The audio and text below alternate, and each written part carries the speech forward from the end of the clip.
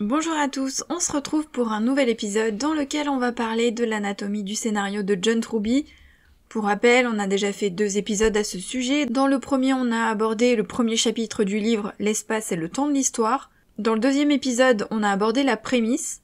Je vous rappelle également que si vous vous inscrivez à la newsletter de Rêve d'auteur, j'ai conçu un document gratuit qui vous aide à écrire votre prémisse à travers les 10 étapes de John Truby. Et donc aujourd'hui, on va s'attaquer au chapitre 3, les 7 étapes clés de la structure narrative. Là maintenant, on entre vraiment dans le cœur de l'histoire. Alors pour John Truby, ces 7 étapes sont présentes dans les films, parce que je vous rappelle qu'il parle principalement de films, mais on peut les transposer aux livres. Donc dans les films et dans les livres qui ont bien marché, ceux qui vont marquer le spectateur ou le lecteur, parce que ces histoires sont basées sur les 7 étapes de la structure narrative dont on va parler dans cet épisode. Et par structure narrative, John Truby veut dire la façon dont l'histoire va se développer dans le temps. Pour lui, c'est une chose vivante, qui va grandir et grandir au fil des pages, mais qui suit quand même des étapes clés. Ces 7 étapes sont faiblesse et besoin, désir, adversaire, plan du héros, confrontation finale, prise de conscience et nouvel équilibre. Selon lui, c'est vraiment le noyau, le fondement du succès d'un livre ou d'un film. Et je rappelle que ces étapes découlent de la prémisse. Tout part toujours de la prémisse dont on a parlé dans l'épisode précédent. John Truby insiste sur le fait que les étapes sont organiques, qu'elles doivent être connectées entre elles pour que l'histoire ait un impact.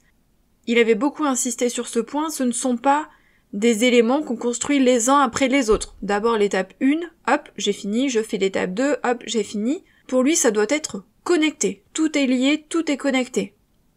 Alors, étape 1, les faiblesses et le besoin. Le héros a une ou plusieurs faiblesses qui vont l'entraver dès le début de l'histoire. Le besoin, c'est ce que le héros doit accomplir en lui-même pour améliorer sa vie. Donc c'est vraiment intérieur, c'est propre au héros. Il doit dépasser ses faiblesses, changer ou évoluer.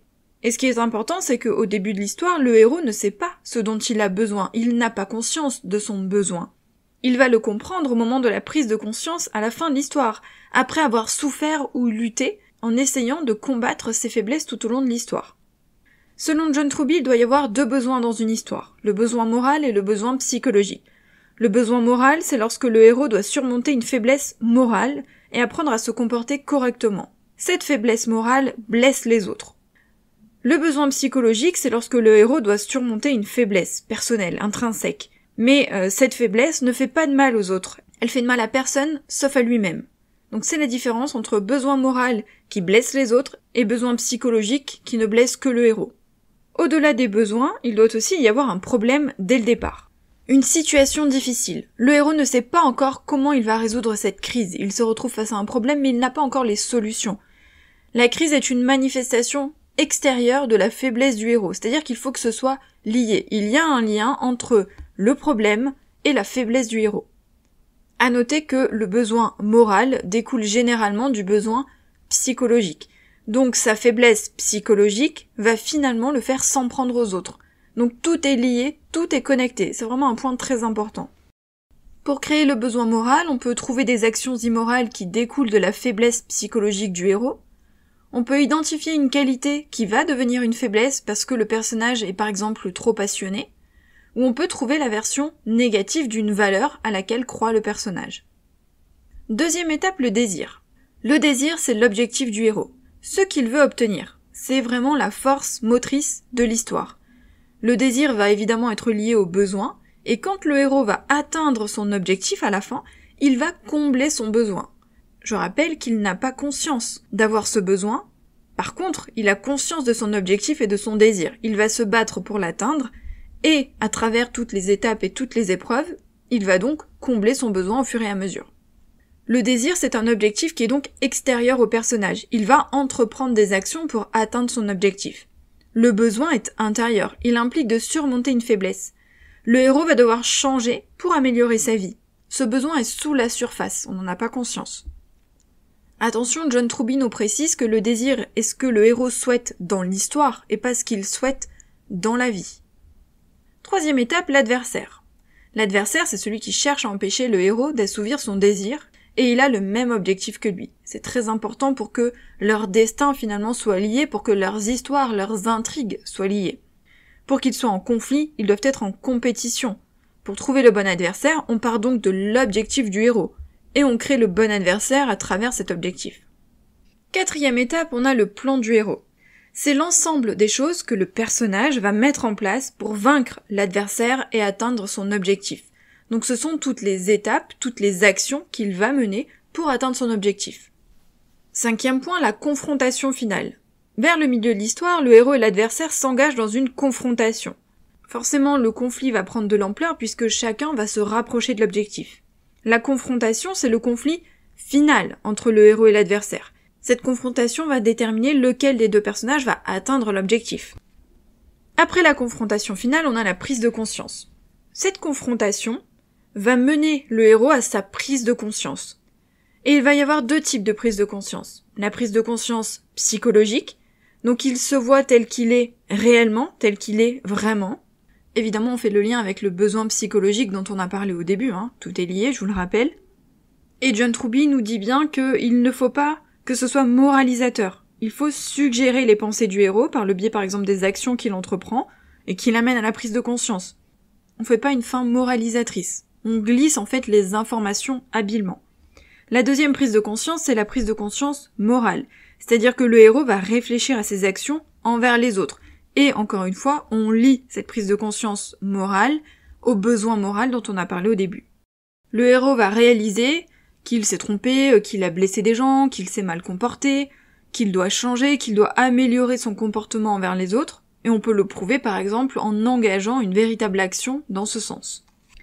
Et enfin la dernière étape, c'est le nouvel équilibre, c'est la fin de l'histoire. Le besoin a été comblé, l'objectif a été atteint, il n'y a plus de problème, il n'y a plus de conflit, puisque l'adversaire a été battu. Évidemment, encore une fois, c'est dans le cadre d'un one-shot, si le livre s'arrête là. Et John Truby nous précise quand même qu'il peut y avoir deux types de transformations. Une transformation positive, donc c'est-à-dire que le héros va passer à un stade supérieur, ou une transformation négative, c'est-à-dire qu'après tout ça, le héros est détruit. Parce que même si il a atteint l'objectif, même si par exemple il a battu l'adversaire, même s'il a pris conscience de tout ça, il peut parfaitement être détruit après toutes ses actions et ne pas s'en relever. Deux exemples qui sont dans le livre pour illustrer ce nouvel équilibre. Pretty Woman, Viviane a quitté le monde de la prostitution et vit désormais avec l'homme qu'elle aime, et qui se trouve évidemment être un milliardaire. Et dans les transformations négatives, Sueur froide, le héros traîne la femme qu'il aime en haut d'une tour afin de l'amener à confesser un meurtre, puis regarde avec effroi cette femme, bouleversée par la culpabilité, tomber accidentellement dans le vide. Voilà pour les 7 étapes clés de la structure narrative de John Truby, je les répète, faiblesse et besoin, désir, adversaire, plan du héros, confrontation finale, prise de conscience et nouvel équilibre. Dans le livre, évidemment, l'anatomie du scénario, il y a des exemples, avec de nombreux films, Piège de cristal, Le silence des agneaux, Tootsie, Casablanca, Chinatown, Le Parrain. Et à la fin de ce chapitre, il y a également un exercice d'écriture, comme à la fin de chaque chapitre, c'est-à-dire qu'il guide en fait les auteurs à travers les 7 étapes en donnant des indications plus précises. Et comme d'habitude, il y a un petit jeu de questions-réponses dans lequel John Truby répond à des questions, par exemple, quelle est la plus grande erreur que commettent les auteurs? Qu'est-ce que le dynamisme narratif? Comment créer une ligne de désir qui confère à l'histoire un maximum de dynamisme? Etc., etc. Donc je rappelle que moi je fais un résumé très synthétique avec les points clés pour que ce soit plus clair dans votre esprit, parce que quand on voit la taille de l'anatomie du scénario, on peut un petit peu prendre peur et se dire « Ah oui quand même, comment est-ce que je vais réussir à lire tout ça ?» Donc le but c'est plutôt une première approche, c'est dégrossir un petit peu le livre, dégrossir les points clés, mais pour approfondir, pour aller dans les exemples, pour faire les exercices d'écriture, je vous recommande de l'acheter, même si vous écoutez les épisodes de podcast, avoir le livre sous les yeux, ça peut aussi vous aider à suivre plus facilement. Le mois prochain, on attaquera l'épisode numéro 4, et dans l'épisode numéro 4, on va s'attaquer à un très gros morceau, puisqu'on va parler des personnages. Et si vous avez suivi mes formations ou les podcasts, vous le savez, les personnages sont la clé. C'est vraiment la base de l'histoire, donc je pense qu'on va bien s'amuser. Et dans tous les cas, nous on se retrouve la semaine prochaine pour un autre épisode de podcast. Bye!